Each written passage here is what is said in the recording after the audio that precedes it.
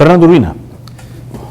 Bueno, el tema de la gestión del agua en el país es muy complejo y el tema de las obras siempre en el país ha tenido problemas. Por ejemplo, las grandes obras del norte que se hizo en la época de los gobiernos militares, por ahorrar costos, justamente obviaban los drenajes y esto a su vez causó salinización. ¿Por qué digo esto? Porque el tema de las obras implica todo un concepto y un manejo de la cuenca y en mi opinión la obra es inviable. ¿Por qué me atrevo a decir que una obra así es inviable? No es que desconozca la gran tecnología que tiene el hombre, en este caso, por ejemplo, en el Canal de la Mancha hay un túnel que une Francia e Inglaterra. Es una obra magnífica, pero no ocurre lo que va a ocurrir aquí en el Perú, en Lima, que lo conocemos bien, que tenemos un gran río, que es un gran huaico, que lo que hace es ir colmatando toda la delta.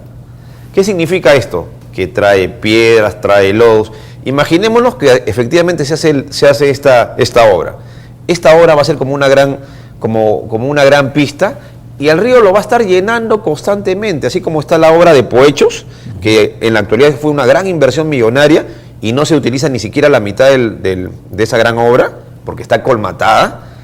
Igualito va a ocurrir aquí con un gran riesgo. Se va a poner en riesgo a la ciudad y al Rímac. O sea, yo veo que va a reventar ese muro. Así como por el gran sentido común que aprendí de mi padre, me doy cuenta de que eso es inviable. Ahí hay un riesgo tremendo. Yo no sé qué están esperando para tomar las previsiones del caso. Es más, yo he pasado por ahí y se empieza a ver filtraciones para el lado de la vía de evitamiento, Rafael. Eso es grave. Eso es grave. O sea, no estamos hablando... ¿Por qué? Porque esos muros no han estado, los de evitamiento no están preparados para hacer un canal. Sinceramente, debe darse una alerta en este tema. Es muy delicado.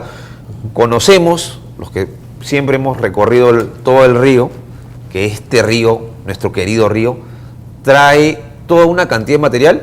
Yo he hecho un estudio de la delta por un tema de titulación y quiero poner solo un detalle para que lo conozca la población. Hace 50 años el río Rímac serpenteaba la zona del Callao.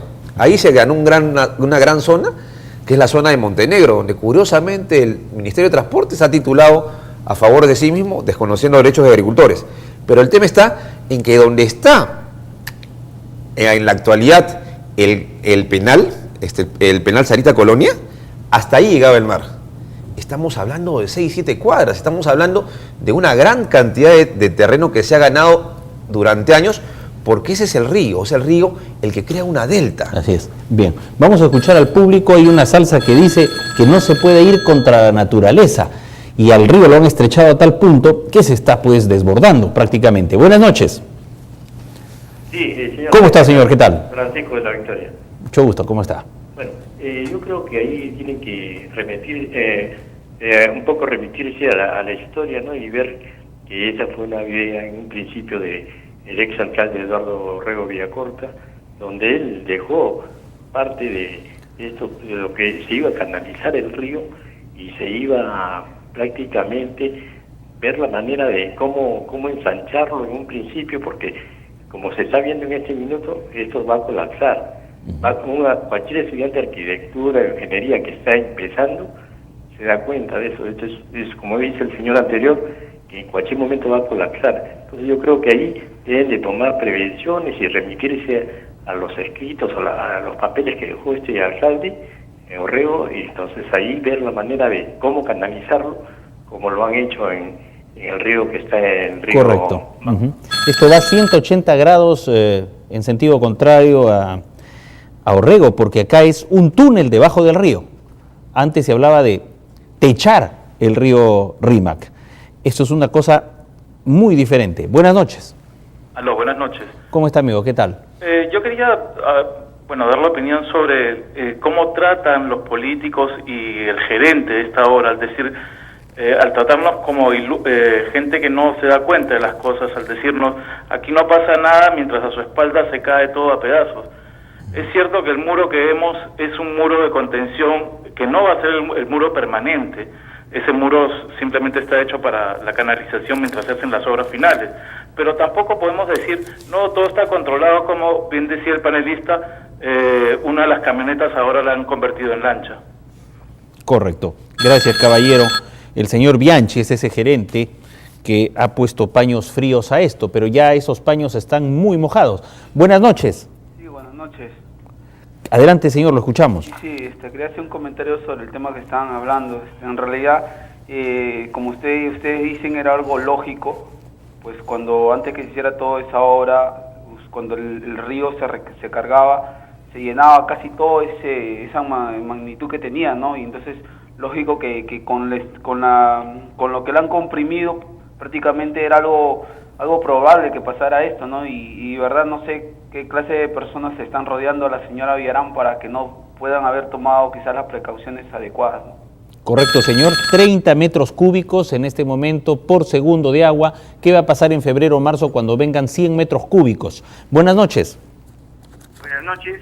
¿Qué tal, caballero? Roberto de Surco. Bienvenido.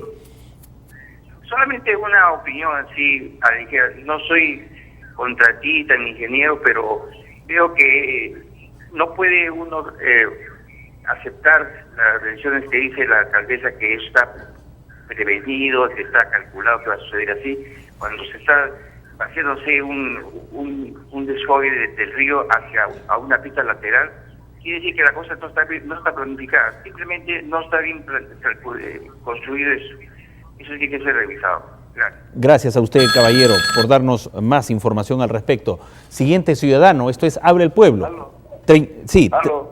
aló, lo escuchamos, sí, estamos en vivo. Buenas noches. Muy buenas noches. Sí, muchas gracias. En primer lugar, era para decir que la salsa que usted dice Sí, es específicamente para los gays.